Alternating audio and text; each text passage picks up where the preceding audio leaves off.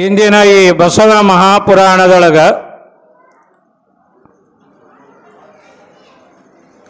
ಬಸವಣ್ಣನವರ ಒಂದು ಲೀಲೆಯನ್ನ ಬಸವಣ್ಣನವರ ಈ ಪ್ರಭಾವಕ್ಕೆ ಒಳಗಾದವರೆಲ್ಲ ಏನೇನು ಆಗಿದ್ದಾರೆ ಅನ್ನೋದನ್ನ ನಾವೆಲ್ಲ ಇಲ್ಲಿ ಮೆಲುಕು ಹಾಕಾಕತ್ತೀವಿ. ಈ ನಾಡಿನೊಳಗ ಮಲಯ ಮಾರುತ ಗಾಳಿ ಬೀಸಿದರ, ಮಲಯ ಮಾರುತ ಅನ್ನುವ ಗಾಳಿ ಬೀಸಿದರ ಬೇವಿನ ಗಿಡ ಶ್ರೀಗಂಧದ ಗಿಡಗಳಾಗ್ತಾವಂತ. ಯಾವ ಗಾಳಿಯನ್ನು ಬೀಸಿದರ ಮಲಯ ಮಾರುತ ಅನ್ನುವ ಗಾಳಿ ಈ ನಾಡಿನಲ್ಲಿ ಬೀಸೋದರಿಂದ ಬೇವಿನ ಗಿಡ ಹೆಂಗೆ ಶ್ರೀಗಂಧದ ಗಿಡಗಳಾಗ್ತಾ ಇದ್ದಾವೆ, ಆಗ ಈ ನಾಡಿನೊಳಗ ಬಸವ ಅನ್ನುವ ಮಲಯ ಮಾರುತ ಗಾಳಿ, ಬಸವಣ್ಣ ಅನ್ನುವ ಮಲಯ ಮಾರುತ ಗಾಳಿ ಈ ನಾಡಿನಲ್ಲಿ ಬೀಸೋದರಿಂದ ಈ ನಾಡಿನೊಳಗಿರುವಂಥ ಎಲ್ಲರ ಶಿವಭಕ್ತರಾಗ್ತಾ ಇದ್ದಾರೆ ಅನ್ನೋದನ್ನ ಇಲ್ಲಿ ನಾವು ನೆನಪಿಸ್ತಾ ಇದ್ದೀವಿ. ನೋಡಿ, ಕಲ್ಯಾಣ ನಾಡಿಗೆ ಎಲ್ಲಿಂದ ಬರ್ತಾ ಇದ್ದಾರೆ? ಅಫಘಾನಿಸ್ತಾನದಿಂದ ಮರಳು ಶಂಕರ ದೇವರನ್ನವರು ಬರ್ತಾರೆ. ಅಫಘಾನಿಸ್ತಾನ ಎಲ್ಲಿ, ಬಸವ ಕಲ್ಯಾಣ ಎಲ್ಲಿ ನೋಡಿ. ಅಫಘಾನಿಸ್ತಾನದಿಂದ ಮರಳು ಶಂಕರ ದೇವರು ಬರ್ತಾರೆ. ಬಳ್ಳೆಗಾವಿಯಿಂದ ಅಲ್ಲಮ ಪ್ರಭುದೇವರು ಬರ್ತಾರೆ. ಉಡುತಡಿಯಿಂದ ಅಕ್ಕ ಮಹಾದೇವಿ ಬರ್ತಾಳೆ. ದೇವರ ಹಿಪ್ಪರಿಗೆಯಿಂದ ಮಡಿವಾಳ ಮಾಚಯ್ಯನವರು ಬರ್ತಾರೆ. ಇದೇ ಶಿವಣಿಗೆಯಿಂದ ನೂಲಿಯ ಚಂದಯ್ಯನವರು ಬರ್ತಾರೆ. ನೋಡಿ, ನಾಡಿನ ಮೂಲೆ ಮೂಲೆಯ ಜನಗಳು, ಕಾಶ್ಮೀರದಿಂದ ಹಿಡಿದ ಎಲ್ಲ ಶರಣರು ಈ ಕಲ್ಯಾಣಕ್ಕೆ ಬರುವಂಥ ಕಥೆಯನ್ನು ನಾವು ಕೇಳಬೇಕಾಗ್ಯದ.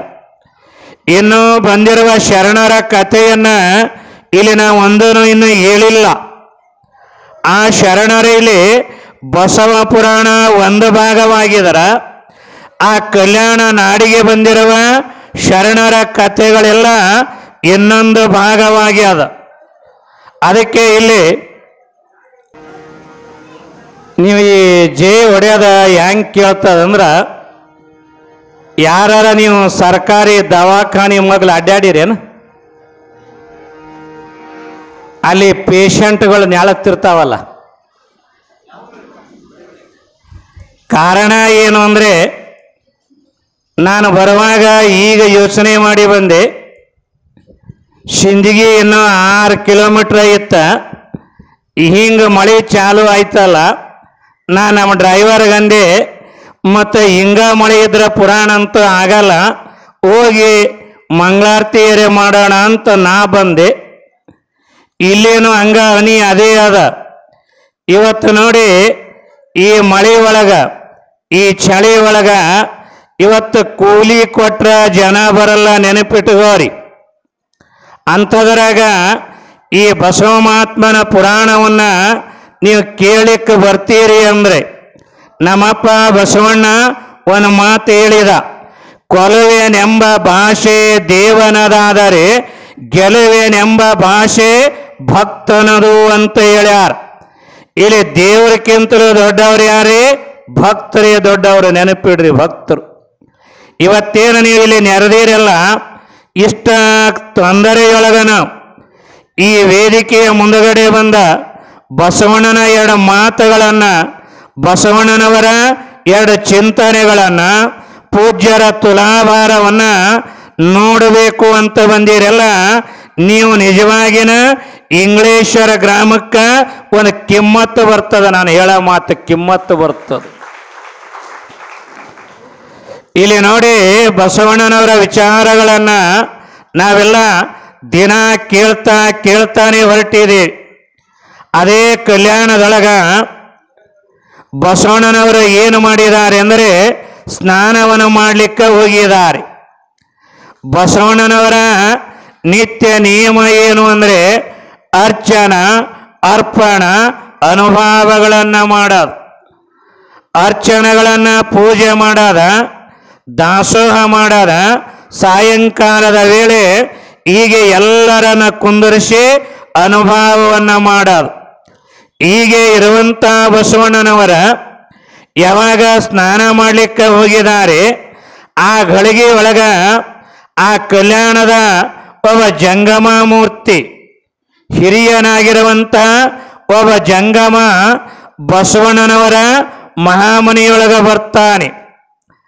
ಆಗಲೇ ಈ ನಾಡಿನೊಳಗ ಏನು ಸುದ್ದಿಯಾಗಿತ್ತು ಅಂದ್ರೆ, ಬಸವಣ್ಣನವರ ಏನು ಕೇಳ್ತೇವೆ ಅದೆಲ್ಲ ಕೊಡ್ತಾರ ಅನ್ನುವ ಭಾವ ಈ ನಾಡಿನಾಗ ತುಂಬ್ಯಾದ. ಬಸವಣ್ಣನವರಿಗೆ ನಾವು ಏನು ಕೇಳ್ತೇವೆ ಅದೆಲ್ಲವನ್ನು ಕೊಟ್ಟಿದ್ದಾರೆ ಅನ್ನುವ ಈ ನುಡಿ ನಾಡಿನ ತುಂಬ ಹಬ್ಬ್ಯಾದ. ಯಾರ ಬಾಯಾಗರ ಕೇಳ್ರಿ ಬಸವಣ್ಣ, ಯಾರ ಬಾಯಾಗರ ಕೇಳ್ರಿ ಬಸವ. ಈ ನುಡಿ ಯಾರು ಬಸವ ಅಂತ ಬಂದಿದ್ದಾರೆ ಅವರ ಎಲ್ಲರ ಕಷ್ಟ ಸುಖಗಳನ್ನ ದೂರ ಮಾಡ್ತಾನೆ ಬಸವಣ್ಣ ಅನ್ನೋದ ಈ ನಾಡಿನಾಗ ತುಂಬದರಿಂದ ಅಲ್ಲಿಗೆ ಯಾರು ಬಂದಾರೆ ಅಂದರೆ ಒಬ್ಬ ಜಂಗಮ ಮೂರ್ತಿ ಬರ್ತಾನೆ. ಆ ಜಂಗಮ ಮೂರ್ತಿ ಯಾಕೆ ಬಂದಾನೆ ಅಂದರೆ ಅವನೊಂದು ನಿಯಮ ಇದೆ ಅಂತ. ಆ ಜಂಗಮನ ನಿಯಮ ಏನಿದೆ ಅಂದ್ರೆ, ಅವನ ಗುಡಿಯೊಳಗಿನ ಒಂದು ಲಿಂಗವನ್ನ ದಿನಾಲು ಪೂಜೆಯನ್ನು ಮಾಡ್ತಾನೆ. ಗುಡಿಯೊಳಗಿನ ಒಂದು ಲಿಂಗವನ್ನ ದಿನಾಲು ಪೂಜೆಯನ್ನು ಮಾಡ್ತಾನೆ. ಆದರೆ ಆ ಪೂಜೆ ಹೆಂಗ ಮಾಡ್ತಾನೆ ಅಂದ್ರೆ, ಆ ಜಂಗಮ ಮೂರ್ತಿ ನಿಯಮ ಏನಿದೆ ಅಂದ್ರೆ, ಒಕ್ಕುಳ ಮುತ್ತಿನ ಚೂರ್ಣದ ಮಾಲೆಯನ್ನು ಹಾಕಿ ಆ ಲಿಂಗಕ್ಕೆ ಪೂಜೆ ಮಾಡ್ತಿದನಂತ. ಹೆಂಗ ಪೂಜೆ ಮಾಡ್ತಾನೆ? 10 ಖಂಡುಗ ಮುತ್ತಿನ ಮಾಲಿ ಅದ.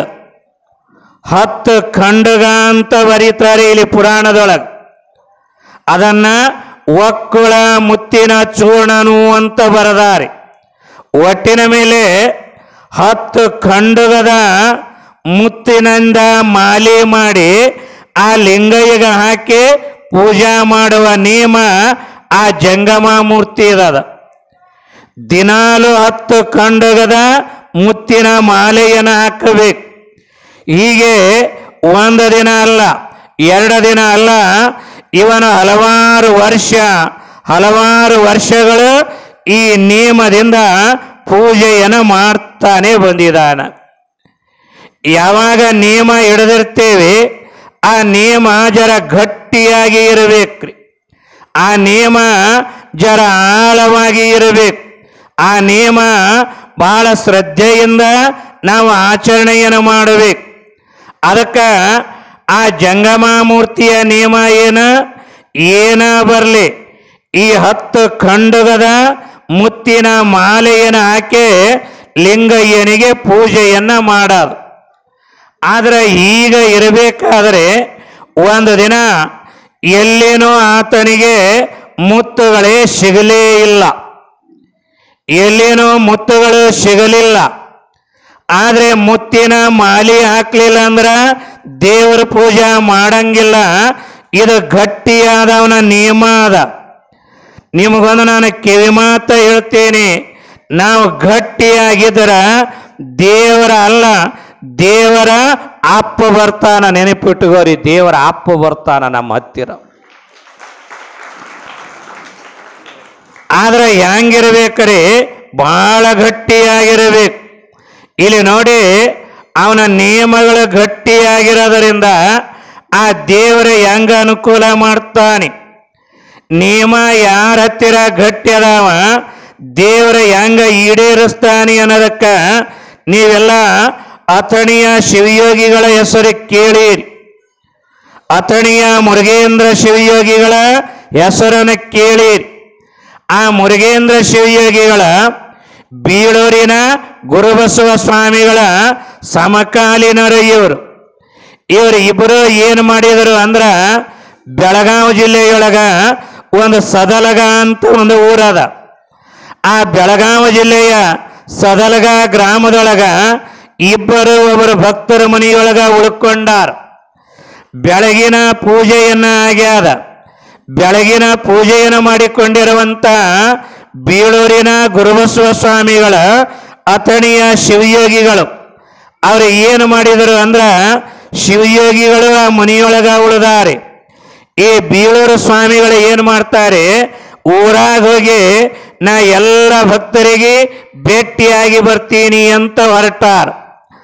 ಆದರೆ ಅಥಣಿ ಶಿವಯೋಗಿಗಳ ನಿಯಮ ಏನು ಅಂದ್ರೆ, ಮೂರು ವೇಳೆ ಲಿಂಗ ಪೂಜೆಯನ್ನು ತಪ್ಪಿಸ್ತಾ ಇರಲಿಲ್ಲ ಅವರು. ಮೂರು ವೇಳೆ ಲಿಂಗ ಪೂಜೆ ಮಾಡುವಂತ ನಿಯಮವನ್ನು ಇಟ್ಟುಕೊಂಡಾರ. ಆಗ ಈ ಬೀಳೂರು ಸ್ವಾಮಿಗಳು ಅಟ್ಟೇ ದೊಡ್ಡವರು. ಜಯ ಗುರು ಬಸವೇಶ್ವರ ಹರ ಹರ ಮಹಾದೇವ. ಶಿವಯೋಗಿಗಳವರು ಹೊರಗೆ ಹೋಗುವಂತ ಬೀಳೂರಿನ ಅಪ್ಪಗಳಿಗೆ ಒಂದು ಮಾತು ಹೇಳಿದಾರ. ನೋಡಪ್ಪ, ನೀ ಹೊರಗ ಭೇಟಿಯಾಗಕ್ಕ ಭಕ್ತರು ಭೇಟಿಯಾಗಕ್ಕೆ ಹೋದಿ ಅಂದ್ರೆ ಟೈಮ್ ಟೇಬಲ್ ಇಲ್ಲ. ಅದಕ್ಕೆ ಮಧ್ಯಾಹ್ನ ಪೂಜೆಯ ವೇಳೆ ಆಗಬಾರದು. ನೀವು ಬಂದ ಮೇಲೆ ಮಧ್ಯಾಹ್ನ ಪೂಜೆಯನ್ನು ನಾನು ಮಾಡ್ಕೋತೀನಿ. ಆ ಮಧ್ಯಾಹ್ನ ಪೂಜೆಕ್ಕೆ ತೊಂದರೆ ಆಗಬಾರದು. ಆಗ ಬೇಗ ಬರ್ರಿ ಅಂತ ಒಂದು ಮಾತು ಹೇಳಿದರಂತ. ಯಾವಾಗ ಈ ಮಾತು ಹೇಳಿದರ ಬೀಳೂರಿನ ಗುರುಬಸವ ಮಹಾಸ್ವಾಮಿಗಳು ಎಲ್ಲ ಭಕ್ತರಿಗೆ ಭೇಟಿ ಆಗ್ಲಿಕ್ಕೆ ಹೋದರು. ಅವ್ರೇನು ಎಲ್ಲ ಭಕ್ತರಿಗೆ ಭೇಟಿಯಾಗಿ ಏನೇನು ಅಥಣಿ ಅಪ್ಪರ ಹತ್ತಿರ ಆ ಸದಲ್ಗ ಗ್ರಾಮದೊಳಗ ಯಾವ ಮನೆಯೊಳಗ ಉಳಿದಿದಾರ ಅವರನ್ನು ಭೇಟಿ ಆಗಬೇಕ. ಇನ್ನು ಅವರ ಮಧ್ಯಾಹ್ನ ಪೂಜಾ ವೇಳೆ ಆಗ್ಯದಂತೇಳಿ ಬೇಗ ದಾರಿಯಾಗ ಹೊಂಟಿದಾರ. ಆ ದಾರಿ ಒಳಗೊಂದು ಘಟನಾ ನಡೆಯುತ್ತ. ಆ ದಾರಿಯಾಗ ಏನು ಘಟನಾ ನಡೆಯಿತು ಅಂದ್ರ, ಒಬ್ಬ ಹುಡುಗನಿಗೆ ಬ್ರಹ್ಮ ಪಿಶಾಚಿ ಬಡ್ಕೊಂಡಾದ. ಆ ಹುಡುಗನಿಗೆ 18 ಮಂದಿ ಹಿಡ್ದಾರ. ಆ ಹುಡುಗ ಕುಣಿಯಾಕತ್ಯಾದ. ಆ ಹುಡುಗನಿಗೆ ಎಲ್ಲರೂ ಹಿಡ್ದಾರೆ. ಈ ಬೀಳೂರಪ್ಪಗಳು ಸುಮ್ಮನೆ ಹೋಗಲಿಲ್ಲ. ಆ ಹುಡುಗನ ಹತ್ತಿರ ಹೋಗಿ ಬ್ರಹ್ಮ ಪಿಶಾಚಿ ಬಡ್ಕೊಂಡವನ ಹತ್ತಿರ ಹೋಗಿ, ಬೀಳೂರಪ್ಪಗಳಂದ್ರ, ಏ ಬ್ರಹ್ಮ ಪಿಶಾಚಿ, ಹಿಂಗ ತೊಂದರೆ ಮಾಡಬಾರ್ದು, ನೀ ಹೋಗು, ಇವನ ಮೈಯನ್ನು ನೀ ಹೋಗಂದ್ರು. ಆ ಬ್ರಹ್ಮ ಪಿಶಾಚಿ ಅಂತ ನಾ ಹೋಗಲ್ಲ ಅಂತ ವಾದ ಮಾಡಾಕತ್ತು. ಈ ಬೀಳೂರಪ್ಪಗಳರೇ ಹೋಗಂತಾರೆ. ಇವರು ದೊಡ್ಡ ತಪಸ್ವಿಗಳೇ ಬೀಳೂರಿನ ಅಪ್ಪಗಳವರು. ಇವತ್ತೇನ ಬಾಗಲಕೋಟೆಯೊಳಗ ಬಸವೇಶ್ವರ ವಿದ್ಯಾ ಸಂಸ್ಥೆಯನ್ನು ಕಾಣ್ತೀವಿ, ಅದು ಬೀಳೂರಿನ ಅಪ್ಪಗಳವರ ಆಶೀರ್ವಾದದಿಂದ ಆಗಿದ್ದು ನೆನಪಿಡೋಣ ನಾವು. ಅಂತಹ ಶಿವಯೋಗಿಗಳ ಆ ಬ್ರಹ್ಮ ಪಿಶಾಚಿಗೆ ಹೋಗಂತಾರ, ನಾ ಹೋಗಲ್ಲಂತಾದ. ಇವರು ಹೋಗಂತಾರ, ನಾ ಹೋಗಲ್ಲಂತಾದ. ಇಬ್ಬರಿಗೆ ಎಷ್ಟು ವಾದ ನಡೆಯಿತು ಅಂದ್ರ 2 ತಾಸು ಹೋಯ್ತ್ರಿ. ಬ್ರಹ್ಮ ಪಿಶಾಚಿ ಕೂಡ 2 ತಾಸು ಹೋಗ್ತಾರೆ. ನೀ ಹೋಗನ್ಬೇಕ, ಮತ್ತೆ ಒಲ್ಲನ್ಬೇಕು. ಕೊನೆಗೆ ಆ ಬ್ರಹ್ಮ ಪಿಶಾಚಿ ಬೀಳೂರಪ್ಪಗಳಿಗೊಂದು ಮಾತು ಹೇಳ್ತಾನ. ಏನ್ ಹೇಳ್ತಾ, ನೀ ಏನು ಹೋಗ, ನಾ ಹೋಗ್ತೀನಿ ಅಂತ ಹೇಳ್ತಂತ. ನೀ ಇನ್ ಮ್ಯಾಲ ಹೋಗ, ನಾ ಹೋಗ್ತೀನಿ ಅಂತ ಹೇಳ್ತ. ಅವಾಗ ಬೀಳೂರಪ್ಪಗಳಂತಾರೆ, ಮತ್ತ ಈ ಅಳಿತನರ ಹೋಗಲ್ಲಂದಿ, ನೀ ಈ ಅಳಿತನರ ಹೋಗಲ್ಲಂದಿ, ಮತ್ತ ಈಗ ಯಾಕೆ ಹೋಗ್ತೀನಂದಿ ಅಂತ ಬೀಳೂರಪ್ಪಗಳು ಕೇಳಿದ್ರಂತ. ಅದಕ್ಕೆ ಆಗ ಆ ಬ್ರಹ್ಮ ಪಿಶಾಚಿ ಬಡ್ಕೊಂಡ ಹುಡುಗನ ಬಾಯಾಗ ಒಂದು ಮಾತು ಬರ್ತದ. ಏನು ಬರ್ತದೆ ಇವನು ಮಾತು ಅಂದ್ರ, ನಾನು ಯಾಕೆ ಹೋಗ್ತೀನಿ ಅಂತೀನಿ ಅಂದ್ರ ನಿನಗೆ ಅಂಜಲ್ಲ. ನೋಡಿ ಆ ಪಿಶಾಚಿ ಹೇಳ ಮಾತು. ನಾ ಈಗ ಯಾಕೆ ಹೋಗ್ತೀನಿ ಅಂದೀನಿ ಅಂದ್ರ ನಿನಗೆ ಅಂಜಿ ಹೋಗಾಕತ್ತಿಲ್ಲ. ನಿನ್ನ ಸಲುವಾಗಿ ಅಥಣಿಯ ಶಿವಯೋಗಿಗಳು ಮಧ್ಯಾಹ್ನದ ಪೂಜಾ ಬಿಟ್ಟು ಕುಂತಾರ. ಅವ್ರ ಪೂಜಾ ನಿಯಮ ತಪ್ಪಬಾರದು ಅಂತ ನಾ ಹೋಗಾಕತ್ತೀನಿ ಅಂತ ಅದು ಬ್ರಹ್ಮ ಪಿಶಾಚಿ. ನೋಡ್ರಿ, ನಿಯಮ ಗಟ್ಟಿಯಾಗಿದ್ರ ದೇವರು ಹೆಂಗ ಒಲಿತಾನೆ ಅನ್ನೋದಕ್ಕೆ ಹೇಳಾಕತ್ತೀನಿ. ನೀವು ಬಹುಶಃ ಇಂಥ ನಿಯಮಾದಿಗಳನ್ನ ಇವತ್ತಿನ ದಿನಮಾನದೊಳಗ ನಮ್ಮ ಕರ್ನಾಟಕದೊಳಗ ಈ 3 ವೇಳೆ ಲಿಂಗ ಪೂಜೆ ಮಾಡೋದು, ದಾಸೋಹ ಮಾಡೋದು, ಈ ಇಳಿ ವಯಸ್ಸಿನಲ್ಲಿ ಗಟ್ಟಿಯಾದ ನಿಯಮಗಳನ್ನು ನಾ ಎಲ್ಲಾದರೂ ಕಂಡಿದರೆ ಇಂಥ ಆಚಾರ ವಿಚಾರ ಪೂಜೆ ಪಾಠ ನಾವು ಮೊದಲು ಕಂಡಿದ್ದು ಯಾರದ್ದ? ಗದಗಿನೊಳಗಿರುವಂಥ ಪುಟ್ಟಯ್ಯಜ್ಜವ್ರ ಹತ್ರ ಈ ನಿಯಮ ಕಾಣ್ತಿದ್ದೆವು. ಬಹುಶಃ ಅದನ್ನು ಬಿಟ್ಟರೆ ಇವತ್ತು ನಾವು ಕಾಣೋದ ನಿಮ್ಮ ಗುಳುಗಳಾಗಿರುವಂಥ ಚನ್ನಬಸವ ಅಪ್ಪಗಳಲ್ಲಿ ಈ ನಿಯಮ ಅದ, ಗಟ್ಟಿ ನಿಯಮ. 3 ವೇಳೆ ಲಿಂಗ ಪೂಜಾ ತಪ್ಪುವುದೇ ಇಲ್ಲ ಅವರು. ಯಾಕೆ? ನಾವೆಲ್ಲ ಹೇಳಾಕ ಭಾಳ ಶಾಣೆಯಾಗಿ, ಆದರೆ ಆಚಾರ ವಿಚಾರದೊಳಗೆ ನಾವೆಲ್ಲ ಕಮ್ಮಿ ಇದ್ದೀವಿ. ಕಾರಣ ಏನು ಅಂದರೆ ಭಾಳ ಗಟ್ಟಿಗರದಾರೆ. ಇವತ್ತು ನಮ್ಮ ನಾಡಿನೊಳಗೆ ಆಚಾರ ವಿಚಾರಗಳನ್ನು ಗಟ್ಟಿಯಾಗಿಟ್ಟುಕೊಂಡ ಬದುಕು ಕಟ್ಟಿದವರು ಬೆರಳೆಣಿಕೆಯ ಮೇಲೆ ಅದಾರೆ ನಮಗೆ. ಅಂತಹ ಪೂಜ್ಯರು ಮೊನ್ನೆ ನಾನು ನೋಡದೆ ಆ ತುಲಾಭಾರ ಮಾಡಿದವ್ರ ಹೆಸರು ಹಿಂಗೆ ಕೈಯಾಗ ಕೊಟ್ಟಿದ್ರು. ಅವ್ರಿಗೆ ವಯಸ್ಸ 93 ಅದಾವೆ. ಅವರ ಮುಂದಿನ ಕೂಸು ನಾವು ಈ ಚಸ್ಮಾ ತೆಗೆದ್ರೆ ನಮ್ಗೆ ಅಕ್ಷರ ಕಾಣಲ್ಲ. ಆದ್ರೆ ಚಸ್ಮಾ ಇಲ್ಲದೆ ಓದೋದು ನೋಡಿ ನನಗ ಜೀವನತ್ತು ಹೆಂಗಾರ ಇವ್ರ ಕಣ್ಣು ಕಾಣ್ತಾವಂತ. 93ನೇ ವಯಸ್ಸಿನಲ್ಲಿನ ಚಸ್ಮಾ ಇಲ್ಲದೆ ಅಕ್ಷರಗಳನ್ನು ಓದೋದು ಮನೆ ನೋಡಿದೆ ನಾನು. ಕಾರಣ ಏನು ಅಂದರೆ ಇವತ್ತ ಇಂಥ ಪೂಜ್ಯರ ನಮ್ಮ ನಿಮ್ಮ ನಡುವೆ ಅದಾರೆ ಅಂದರೆ ಮುಂದೊಂದು ದಿನ ಒಂದು ಕಥೆ ಆಗ್ತದೆ. 93 ವರ್ಷದವರ ಚಸ್ಮಾ ಇಲ್ದ ಓದ್ತಾರಂದ್ರೆ ಒಂದು ಕಥೆ ಹೇಳ್ದಂಗೆ ಆಗ್ತದ, ಕಥೆ ಹೇಳ್ದಂಗೆ. ಕಾರಣ ಇವೆಲ್ಲ ಯಾರಿಗೆ ನೆನಪು ಉಳಿತಾವೆ ಅಂದರೆ ನೇಮಾದಿಗಳು ಭಾಳ ಗಟ್ಟಿಯಾಗಿರಬೇಕು. ನೇಮಾದಿಗಳು ಅದಕ್ಕೆ ಇಲ್ಲಿ ಆ ಜಂಗಮನ ನಿಯಮ ಏನಿದೆ ಅಂದ್ರೆ 10 ಖಂಡಗದ ಮುತ್ತಿನ ಮಾಲೆಯನ್ನು ಹಾಕಿ ಪೂಜಾ ಮಾಡೋ ನಿಯಮದ. ಅವನಿಗೆ ಎಲ್ಲಿನೂ ಮುತ್ತುಗಳು ಸಿಗಲಿಲ್ಲ. ಎಲ್ಲಿನೂ ಮುತ್ತು ಸಿಗಲಿಲ್ಲ ಅಂತ ಹೇಳಿ ಇವ ಎಲ್ಲಿಗೆ ಬಂದ? ಬಸವಣ್ಣನವರ ಮಹಾಮನೆಗೆ ಬರ್ತಾನ. ಆಗಲೇ ಬಸವಣ್ಣವರ ಬೇಡಿದವರಿಗೆ ಬೇಡಿದ ಕೊಡ್ತಾರೆ ಅನ್ನುವ ಭಾವನೆಯೊಳಗಾದಾರ. ಬೇಡಿದವರಿಗೆ ಬೇಡಿದ ಕೊಡ್ತಾರೆ ಅನ್ನುವ ಭಾವನೆಯೊಳಗ ಇರಬೇಕಾದ್ರೆ ಇವ ಮಹಾಮನೆಯೊಳಗ ಬರೋದ್ರಾಗೆ ಬಸವಣ್ಣವರು ಏನು ಮಾಡಿದರು ಅಂದ್ರೆ ಅವರ ಆಗಲೇ ಸ್ನಾನ ಮಾಡ್ಲಿಕ್ಕೆ ಹೋಗ್ಯಾರ. ಬಸವಣ್ಣನವರು ಸ್ನಾನ ಮಾಡಕ್ಕೆ ಹೋಗ್ಯಾರ. ಈ ಬಂದಿರುವ ಜಂಗಮ ಮೂರ್ತಿ ಕೂಗಿ ಕರೀತಾನೆ, ಬಸವಣ್ಣನವರೇ, ಬಸವ ಮಹಾತ್ಮರೇ, ಬಸವರಸರೇ, ನನ್ನ ಲಿಂಗ ಪೂಜಾ ಮಾಡಕ್ಕ ಇವತ್ತು ನನ್ನ ನಿಯಮ ತಪ್ಪಾಕತ್ಯಾದ. ನನಗೆ 10 ಖಂಡಗ ಮುತ್ತುಗಳು ಬೇಕಾಗ್ಯಾವ. ನನಗೆ 10 ಖಂಡಗ ಮುತ್ತುಗಳನ್ನು ಕೊಡ್ರಿ ಅಂತೇಳಿ ಬಸವಣ್ಣನವರಿಗೆ ಕೇಳ್ತಾರ. ಬಸವಣ್ಣನವರು ಸ್ನಾನ ಮಾಡ್ಲಿಕ್ಕೆ ಹೋಗ್ಯಾರ. ಇವ ಹೊರಗೆ ನಿಂತುಕೊಂಡು ಕೇಳ್ತಾನೆ. ಈ ಧ್ವನಿ ಬಸವ ಮಹಾತ್ಮರ ಕಿವಿಯೊಳಗ ಬೀಳ್ತಾರೆ. ಯಾವಾಗೆ ಬಸವ ಮಹಾತ್ಮರ ಕಿವಿಯೊಳಗ ಈ ಈ ಈ ದೃಷ್ಟಿ ಈ ಮಾತ ಕಿವಿಯಾಗ ಬಿತ್ತ, ಆಗ ಜಂಗಮ ಮೂರ್ತಿಗಳಿಗೆ ಬಸವಣ್ಣವ್ರು ಹೇಳಿದರನ್ ಏನು ಹೇಳ್ತಾರ? ಆ ಮೂಲಿ ಒಳಗ ಏನು ಮುತ್ತುಗಳದಾವಲ್ಲ, ನಿಮಗೆ 10 ಖಂಡಗ ಯಾಕ, ಎಷ್ಟು ಖಂಡಗ ಬೇಕಾಗ್ಯಾವ ಅಟ್ಟನ್ನು ತುಂಬಿಕೊಂಡು ಹೋರಿ ಅಂತ ಬಸವಣ್ಣವ್ರು ಹೇಳಿದರಂತ.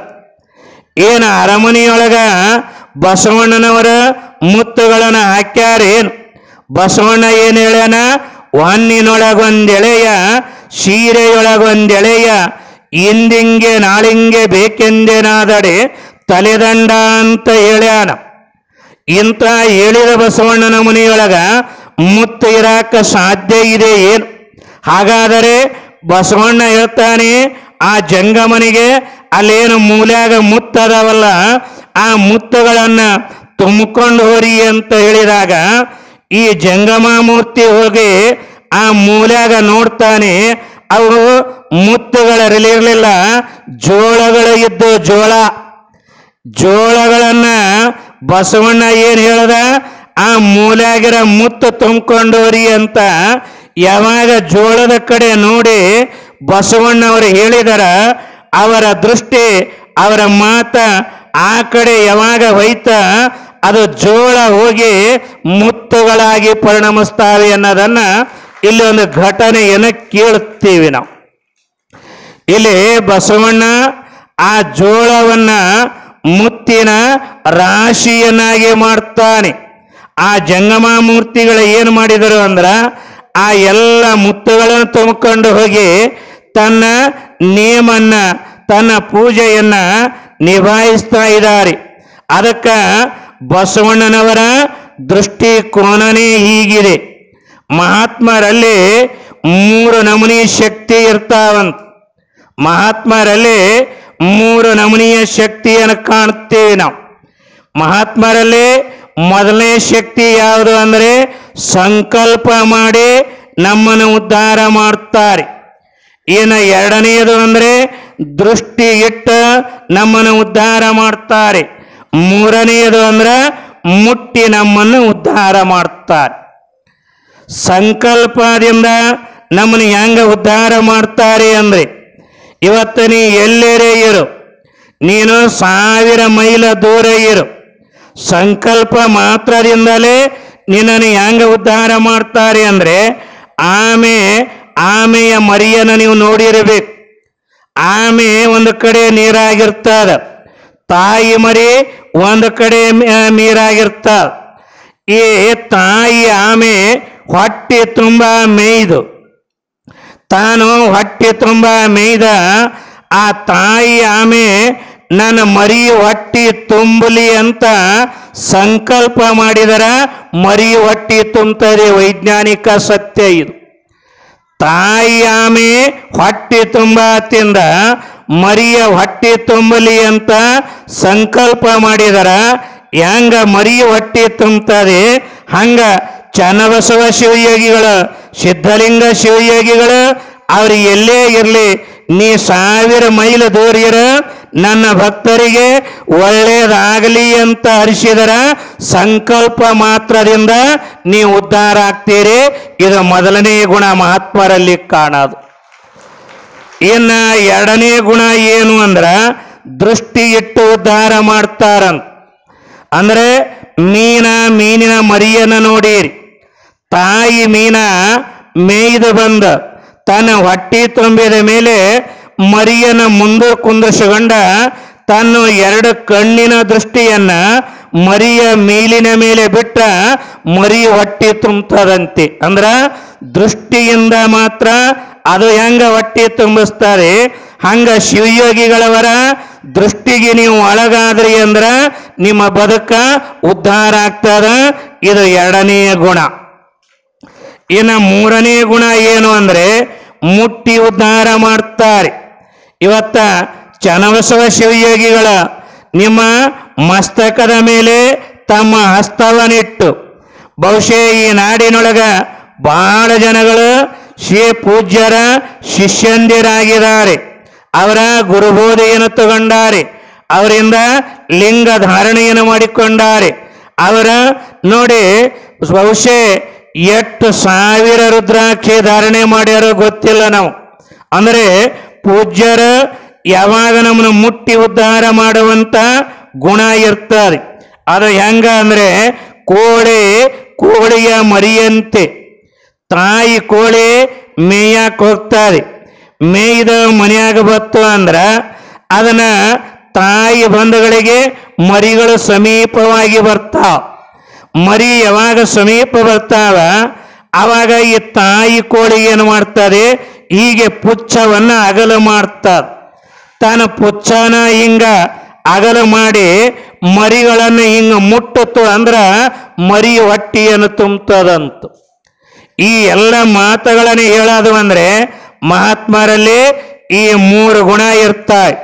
ಅದಕ್ಕೆ ನೋಡಿ ಇಲ್ಲಿ ಬಸವಣ್ಣ ಸಂಕಲ್ಪ ಮಾತ್ರದಿಂದ ಜೋಳ ಹೋಗಿ ಮುತ್ತ ಆಗಲಿ ಅಂತ ಹೇಳಿದಾರ. ಆ ಜೋಳಗಳೆಲ್ಲ ಮುತ್ತುಗಳಾಗಿರುವಂತ ಒಂದು ಪವಾಡವನ್ನ, ಒಂದು ಲೀಲೆಯನ್ನು ಕೇಳುತ್ತಿ. ಅದಕ್ಕೆ ಇಲ್ಲಿ ಭೀಮ ಕವಿಗಳವರ ಇದಕ್ಕೆ ಜೋಡಣೆಯಾಗಿ ಇನ್ನೊಂದು ಕಥೆಯನ್ನು ಬರೆಯುತ್ತಾರೆ. ನಮ್ಮಪ್ಪ ಬಸವಣ್ಣ ಈಗ ಹಿಂಗ ಮಾಡಿದರ ಹಿಂದೊಂದು ಕಾಲದೊಳಗ ಬಂಕಿದೇವ ಅನ್ನುವಂಥ ಒಬ್ಬ ಶರಣನಿರ್ತಾನೆ. ಬಂಕಿದೇವ ಅನ್ನುವ ಶರಣ ಅವ ಏನು ಮಾಡ್ತಾನೆ ಅಂದರೆ, ಅವನ ನಿಯಮ ಏನಿತ್ತು ಅಂದ್ರೆ ಆ ಆಕಳ ಹಾಲನ ಬೇಕು, ಅದರ ಜೊತೆಗೆ ಬಿಲ್ಲ ಪತ್ರಿಯ ಹೊಸ ಪತ್ರಿಯ ಗಿಡದ ಪತ್ರಿನ ಬೇಕು ಅನ್ನುವ ನಿಯಮ ಇರಬೇಕಾದ್ರೆ ಆ ಬಂಕಿದೇವನು ಆ ಯಾವ ಗೊಡ್ಡಾಗಿರುವಂಥ ಹಿಂಡದೇ ಇರುವಂಥ ಆಕಳನ್ನು ಹಿಂಡಿ ಒಣಗಿರುವ ಗಿಡದ ಪತ್ರಿಯಗೆ ಮುಟ್ಟಿದರ ಅದರ ಪತ್ರಿಗಳು ಚಿಗದ ಪೂಜೆಗೆ ಕೊಟ್ಟಿದ ಕಥೆ ನಾವು ಪುರಾಣಗಳಲ್ಲಿ ಕೇಳ್ತಾ ಇದ್ದೇವೆ. ನಮ್ಮಪ್ಪ ಬಸವಣ್ಣ ಇವತ್ತ ತನ್ನ ದೃಷ್ಟಿಯಿಂದ ಜೋಳವನ್ನೆಲ್ಲ ಮುತ್ತು ಮಾಡಿದ ಅಂತ ಹೇಳಿ ಇಲ್ಲಿ ಕವಿಗಳು ಈ ಕಥೆಯನ್ನು ಬರಿತಾ ಇದ್ದಾರೆ. ಹೀಗೆ ಬಸವ ಮಹಾತ್ಮರ ಆ ಯಾವ ಕಲ್ಯಾಣದೊಳಗ ಈಗ ಇರಬೇಕಾದ್ರ ಮುಂದೆ ಏನು ಘಟನಾ ನಡೆಯುತ್ತದೆ ಅನ್ನೋದನ್ನ ನಮ್ಮ ಗವಾಯಿಗಳವರ ಒಂದು ಹಾಡಿನ ಮುಖಾಂತರ ನೋಡೋಣ. ಶತವನ ಎಳ್ಳರಡು ಹಿತವಾಯಿತು ಭೂಮಿಯು, ಭಾಗ್ಯವಾಡಿಯ ಭಾಗ್ಯ ತರದೀತು ನೋಡ. ಸೂರ್ಯನ ಬೆಳಗುವತ್ತೆ ಕಾರ್ಯಕ್ಕೆ ಸುಖವಾಯಿತೆ, ಜಗವ ಬೆಳಗಿದ ಬಸವಣ್ಣ, ಜಗದ ಜ್ಯೋತಿಯೇ ಬಸವಣ್ಣ. ಲಿಂಗ ಕೊಟ್ಟೆ ಹಣಿಗೆ ವಿಭೂತಿ ಇಟ್ಟೆ, ಭಸ್ಮಭೂಷಣೆ ಬಾರು ಬಸವಣ್ಣ, ಮಂತ್ರ ಪುರುಷನೇ ಬಾರು ಬಸವಣ್ಣ. ಧರ್ಮವ ಬೆಳಗಿದೆ ಅಣ್ಣ, ಕರ್ಮವ ಕಳೆದೆ ಅಣ್ಣ, ಧರ್ಮವ ಬೆಳಗಿದೆ ಅಣ್ಣ, ಕರ್ಮವ ಕಳೆದೆ ಅಣ್ಣ. ಬಾಬಾರೋ ಇನ್ನೊಮ್ಮೆ ಬಸವಣ್ಣ, ಬಾಬಾರೋ ಈ ಭೂಮಿಗೆ ಬಸವಣ್ಣ. ಹೀಗೆ ಬಸವಣ್ಣನವರ ಹಲವಾರು ವಿಚಾರಗಳನ್ನು ನಾವು ಕೇಳುತ್ತಾನೆ ಬಂದಿದ್ದೇವೆ. ಬಸವಣ್ಣ ಕಲ್ಯಾಣ ನಾಡಿನ ಪ್ರಧಾನಿಯಾಗಿದ್ರು ಕೂಡ ಎಷ್ಟು ಸಾದಾ ಸೀದಾ ಇದ್ರು ಅಂದ್ರೆ ಸುಮ್ಮನೆ ಒಂದೊಂದು ಮಾತು ನೆನಪಿಡ್ರಿ. ನಮಗೆ ಏನೂ ಇರಲ್ಲ, ಎಷ್ಟು ದಿಮಾಕ ಸೊಕ್ಕ ಶಡವ,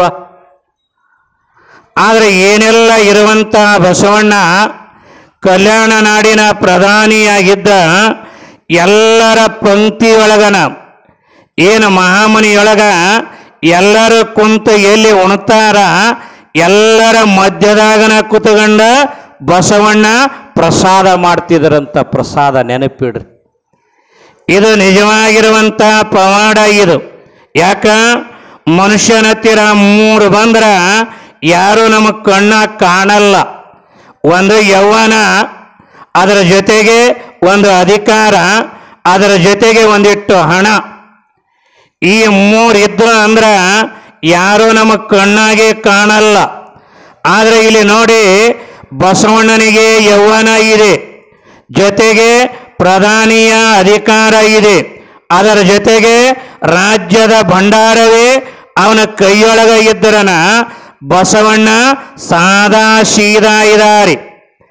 ಈ ರೊಕ್ಕ ಬಂದಾಗ ಮನುಷ್ಯ ಎಷ್ಟು ಬದಲಾವಣೆ ಆಗ್ತಾನೆ ಅನ್ನೋದಕ್ಕೆ ಒಂದು ಸಣ್ಣದೊಂದು ಕತೆ ಹೇಳಿ ಪ್ರವಚನ ಮಂಗಳ ಮಾಡ್ತೀನಿ. ಈ ರೊಕ್ಕ ಬಂದಾಗ ಹೆಂಗೆ ಬದಲಾವಣೆ ಆಗ್ತಾನೆ ಮನುಷ್ಯ. ಒಬ್ಬ ಸಾಹುಕಾರ ಮನ್ಯಾಗ ಒಂದು ಬಾಬ್ಯ ಅಂತ ಒಂದು ಆಳಿತ್ತು. ಮತ್ತು ಇಲ್ಲಿ ಯಾರು ಬಾಬ್ಯ ಇದ್ದೀರೇನು? ನನ್ನ ಕಥೆ ಬಾಬ್ಯ. ಅವ 6 ವರ್ಷದಿಂದ 18 ವರ್ಷ ಅವ್ರ ಮನೆಯಾಗೆ ದುಡಿದಿತ್ತು.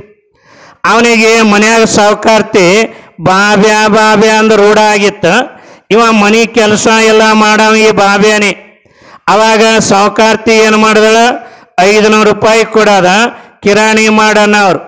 ಇವ ಈ ಭಾಳ ವಿಶ್ವಾಸ ಆಗಿರೋದ್ರಿಂದ ಅವ್ರು ಏನು ಯೋಚನೆ ಮಾಡ್ತಿರ್ಲಿಲ್ಲ. ಇವ ಏನು 500 ರೂಪಾಯಿ ತಗೊಂಡು ಒಂದು ದಿನ ಹೋದ, ಒಂದು ಯೋಚನೆ ಬಂತು, ನನ್ನ ಮೇಲಾರ ನಂಬಿಕೆ ಅದಾರ, ನನಗರ ಏನು ತಿಳ್ಕೊಳ್ಳಲ್ಲ. 200 ರೂಪಾಯಿ ಕಿರಾಣಿ ಒಯ್ದು 300 ರೂಪಾಯಿ ಜೇಬ್ನ್ಯಾಗ ಇಟ್ಟುಕೊಂಡಂದು ಇದು ಒಂದು ದಿನ ಅಲ್ಲ, ದಿನ ಹಿಂಗೆ ಮಾಡಾವ. ಏ ಬಾಬ್ಯ ಕಿರಾಣಿ ಮಾಡ್ಕೊಂಬ ಅನ್ನೋರ 200 ರೂಪಾಯಿ ತರವ, 300 ರೂಪಾಯಿ ಉಳಿಸಾವ. ಅದನ್ನು ಒಯ್ದು ಏನು ಮಾಡ್ತಿದ್ದ, ಹಿತ್ತಲದಾಗ ಅಥವಾ ದೊಡ್ಡಿ ಅಂತೇನಂತೀವಿ ಅಲ್ಲಿ ಹಿಂದ, ಅಲ್ಲಿ ತೆಗೆದು ಮುಚ್ಚಿಟ್ಟ. ಇವ ಹಿಂಗ ದಿನ ಮನೆ ವ್ಯವಹಾರ ಮಾಡೋದ್ರಿಂದ ಅವ್ರ ರೂಪಾಯಿ ಏನಾದ್ರು ಅಂದ್ರೆ ತಿಂಗಳಾನುಗಟ್ಲೆ ಆಗೋದ್ರಿಂದ ಅವು ಒಂದು 5,000 ರೂಪಾಯಿ ಆದವ್ರಿಗೆ ಅನಿಸ್ತದ. 5,000 ಅದೇ ತೆಗನ್ಯಾಗಿಟ್ಟ. ಮುಂಜಾನೆ ಹತ್ರ ಮನೆ ವ್ಯವಹಾರಕ್ಕೆ ಹೋಗ ಇವನೇ, ಏ ಬಾಬ್ಯ ಕಿರಾಣಿ ಸಂತಿಗೆ ಹೋಗಂದ್ರೆ ಸಾವುಕಾರ್ತಿ. ಅವಾಗ ಇವ ಬಾಬ್ಯ ಅಂದನಂತ, ಯಾವ ಸಾವುಕಾರ್ತಿ ಇನ್ನು ಮೇಲೆ ನನಗೆ ಬಾಬ್ಯ ಅನ್ಬೇಡ್ರಿ ಅಂದವ. ಮತ್ತು ಏನು ಅನ್ಬೇಕ ತಮ್ಮ ಅಂದ್ರೆ ಅವ್ರು, ಇನ್ನು ಮೇಲೆ ನನಗ ಬಾಬು ಅನ್ರಿ ಅಂದ. ಸಾವುಕಾರ್ತಿ ಅಂದಳ ಲಗ್ನ ವಯಸ್ಸು ಮಂದಾದ, ಇನ್ನು ಬಾಬ್ಯ ಅಂದ್ರೆ ಏನು ಚಂದ ಅಲ್ಲ, ಆ ಲೆಪ್ಪ ಬಾಬು ಅಂತೀನಿ ಅಂದ. ಆ ಬಾಬು ಹಿಂಗ ಮುಂದುವರ್ಸದನ್ರಿ. ಮತ್ತೆ ಹಿಂಗ ದಿನ 300 ರೂಪಾಯಿ ತರೋದು, ಆ ತೆಗನ್ಯಾಗಿಡೋದು. ಹಿಂಗ ತಿಂಗಳ ಕಳೆದ್ರಾಗ ಅವು 5 ಹೋಗಿ 10 ಆದವ್ರಿಗೆ ಅನಿಸ್ತದ. ಮತ್ತು ಅದ ತೆಗನ್ಯಾಗ ಇಟ್ಟು ಬಂದ. ಮತ್ತ ಮುಂಜಾನೆ ಎದ್ದ ಮನಿ ವ್ಯವಹಾರ ಮಾಡೋ ಇವನಿ ಎಲ್ಲ, ಏ ಬಾಬು ಕಿರಾಣಿ ಸಂತಿಗೆ ಹೋಗ್ಬರ್ರಿ ಅಂದು. ಅವಾಗ ಮತ್ತೆ ಸಾವುಕಾರ್ತಿಯರಿಗೆ ಅಂದನಂತ, ಯಾವ ಸಾವುಕಾರ್ತಿ ಇನ್ನು ಮೇಲೆ ನನಗೆ ಬಾಬು ಅನ್ಬೇಡ್ರಿ ಅಂದವ. ಮತ್ತು ಏನು ಅನ್ಬೇಕ ತಮ್ಮ ಅಂದ್ರೆ ಅವ್ರು, ಇನ್ನು ಮೇಲೆ ನನಗ ಬಾಬು ರಾವನು ಅಂದ ಮಗ. ಇವ ಇರಲ್ದ ಹಾಕ್ಬಿಡು, ಮನಿ ಮಗ ಇದ್ದಂಗದ ಅಂದ್ರೆ ಏನು ತಪ್ಪಂತ ಬಾಬುರಾವ್ ಅಂದ್ರಿ. ಮತ್ತ ಇವ ಬಾಬುರಾವ ದಿನ ಕಿರಾಣಿ ಮಾಡವನಿ, ರೊಕ್ಕ ಉಳಿಸವನಿ, ಅಲ್ಲಿ ತೆಗನ್ಯಾಗ ತಂದು ಇಡವನಿ. ಹಿಂಗ ಮತ್ತೆ ತಿಂಗಳು ಕಳೆದ್ರಾಗ ಅವು 10 ಹೋಗಿ 15 ಆದವ್ರಿ. ಅವು 15 ಎಣಿಸಿ ಅದೇ ತೆಗನ್ಯಾಗಿಟ್ಟು ಜರ ಮಣ್ಣು ಮುಚ್ಚಿ ಅದ್ರ ಮ್ಯಾಲೊಂದು ಕಲ್ಲಿಟ್ಟು ಮತ್ತೆ ಇವ ಮನ್ಯಾಗ ಬಂದಿದ್ದ. ಮತ್ತು ಮಾರನೇ ದಿನ ಏನು 15 ಆಗಿದ್ದ, ಮಾರನೇ ದಿನ ಮತ್ತೆ ಕಿರಾಣಿ ವ್ಯಾಪಾರಕ್ಕೆ ಹೋಗ್ಬೇಕಲ್ಲ. ಏ ಬಾಬುರಾವ್ ಬರ್ರಿ ಕಿರಾಣಿ ಮಾಡ್ಕೊಂಬರ್ರಿ ಅಂದು. ಅವಾಗ ಅವ ಅಂದನಂತ, ಯಾವ ಸಾವುಕಾರ್ತಿ ಇನ್ನು ಮೇಲೆ ನಾನು ಬಾಬುರಾವ್ ಅನ್ಬೇಡ್ರಿ ಅಂದವ. ಮತ್ತು ಏನು ಅನ್ಬೇಕ ತಮ್ಮ ಅಂದ್ರೆ ಅವ್ರು, ಇನ್ನು ಮೇಲೆ ನನಗೆ ಸರ್ದಾರ್ ಬಾಬುರಾವನು ಅಂದ ಮಗ. ಇವ ಸಾವುಕಾರ್ತಿ ಅಂದಳ, ಈ ಹುಡುಗ ಹಿಂಗ್ಯಾಕೆ ಬದಲಾವಣೆ ಐತೆ ಅಂದಳ. ಬಾಬ್ಯ ಇದ್ದ ಬಾಬು ಆದ, ಸರ್ದಾರ್ ಬಾಬುರಾವ್ ಆಗ್ಬೇಕಾದ್ರೆ ಏನಿರ್ಬೇಕ, ಇವ ಯಾಕೆ ದಿನ ಒಳಗೆ ಹೋಗ್ತಾನ ಸಿತ್ತಲ್ದಾಗಂತ ಇವ ಕಿರಾಣಿ ತರಕ್ಕೆ ಹೋದಗಳಿಗೆ ಅವ್ರ ಈ ಕಡೆ ಒಳಗೆ ಬಂದ್ರಿ. ಬಂದ ಇವ ಏನು ತೆಗನ್ಯಾಗ ಮುಚ್ಚಿಟ್ಟು ಕಲ್ಲಿಟ್ಟಿದ್ದ, ಅವ್ರಿಗೆ ಸಂಶಯ ಬಂದ. ಆ ಕಲ್ಲು ತೆಗೆದ ಆ ತೆಗನ್ಯಾಗ ಅಡ್ಡಿ ನೋಡಿದ್ರೆ 15,000 ರೂಪಾಯಿ ಇದ್ದು ರೀ. ಆ ಸಾವುಕಾರ್ತಿ ಅವನು ಉಡ್ಯಾಗ ಹಾಯ್ಕೊಂಡು ಮನ್ಯಾಗ ಬಂದಳು. ಇವ ಮತ್ತೆ 300 ರೂಪಾಯಿ ಇಳಿಸಿ ಅಲ್ಲಿ ಇಡಾಕೆ ನೋದ, ಅಲ್ಲಿ ರೊಕ್ಕನ ಇಲ್ಲ. ಏನು ಯಾರಿಗೆ ಹೇಳೋದದ, ಕಳುವು ಮಾಡಿದ ರೊಕ್ಕ. ಇವ ಸುಮ್ಮನ ಇದ್ದ. ಮತ್ತು ಮುಂಜಾನೆ ಎದ್ದ ಮನಿ ವ್ಯವಹಾರ ಮಾಡಕ್ಕೆ ಹೋಗ್ಬೇಕಲ್ಲ. ಆ ಸಾವುಕಾರ್ತಿ ಕರೆದಳು, ಸರ್ದಾರ್ ಬಾಬುರಾವ್ ಬರ್ರಿ ಅಂದಳು. ಅವ ಸಾವುಕಾರ್ತಿಯರಿಗೆ ಅಂದನಂತ, ಯಾವ ಸಾವುಕಾರ್ತಿ ಇನ್ನು ಮ್ಯಾಲ ನನಗೆ ಸರ್ದಾರ್ ಬಾಬುರಾವ್ ಅನಿಬ್ಯಾಡ್ರಿ ಅಂದ. ಮತ್ತು ಏನು ಅನ್ಬೇಕ ತಮ್ಮಿ ಅಂದ್ರೆ ಅವ್ರು, ಏನು ಮತ್ತೆ ನನಗೆ ಬಾಬ್ಯಾನಿ ಅನ್ರಿ ಅಂದ ಮಗ. ಇವ ನಾ ಸುಮ್ಮನೆ ನೀವು ಈ ಮಾತು ಯಾಕೆ ಹೇಳಿದನೆ ಅಂದ್ರೆ, ರೊಕ್ಕ ಹಿಂಗೆಲ್ಲ ಮಾಡ್ತದ. ನಮ್ಮಪ್ಪ ಬಸವಣ್ಣಗ ಎಲ್ಲನೂ ಅದ, ಸಾದಾ ಸೀದಾವಾಗಿ ಬದುಕ್ಯಾರ.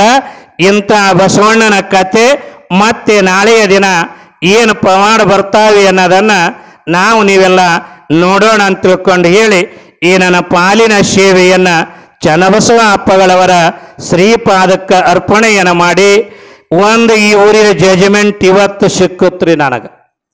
ಏನು ಯಾರೋ ರೊಕ್ಕ ಕೊಟ್ಟಾರಂದಿರ ನೀವು? ಆದರೆ ಎಷ್ಟು ಹೈರಾಣಿದ್ರೂ, ಎಷ್ಟು ತೊಂದರೆ ಇದ್ರೂ ಮನಿ ಬಿಟ್ಟು ಬಂದ ಶಿವನುಡಿ ಏನು ಕೇಳಕ್ಕೆ ಬಂದಿರಲ್ಲ. ಈಗ ಬಸವಣ್ಣ ಏನನ್ನೋದನ್ನು ನಿಮ್ಮೆಲ್ಲರಿಗೆ ಅರ್ಥವಾಗಿದೆ ಅಂತ ನಾ ಭಾವಿಸ್ಕೊಂಡಿ. ಯಾಕ ತಿಳಿಲಿಲ್ಲ ಅಂದ್ರೆ ಯಾರೂ ಬರಲ್ಲ. ಅದರ ಅನುಭವ ಗಂಧದ ಜೊತೆಗೆ ಇವತ್ತು ನೋಡಿ ತುಲಾಭಾರ ಅಪ್ಪಗಳವರ ನಿನ್ನೆ ಗ್ರಂಥ ತುಲಾಭಾರ, ಅದರ ಜೊತೆಗೆ ಇವತ್ತ ಸುಮಾರು ಜನಗಳ ಶಿವಯೋಗಿಗಳ ತುಲಾಭಾರ ಮಾಡ್ತಾರೆ. ಆ ಎಲ್ಲ ಕಾರ್ಯದೊಳಗ ನಾವು ನೀವೆಲ್ಲ ಸಕ್ರಿಯವಾಗಿ ಪಾಲ್ಗೊಳ್ಳೋಣ ಅಂತ ಹೇಳಿ ನನ್ನ ಪಾಲಿನ ಸೇವೆಯನ್ನು ಆ ಶ್ರೀ ಗುರುಗಳಿಗೆ ಅರ್ಪಿಸಿ ನನ್ನ 2 ಮಾತುಗಳಿಗೆ ವಿರಾಮ ಕೊಡ್ತಾ ಇದ್ದೀನಿ.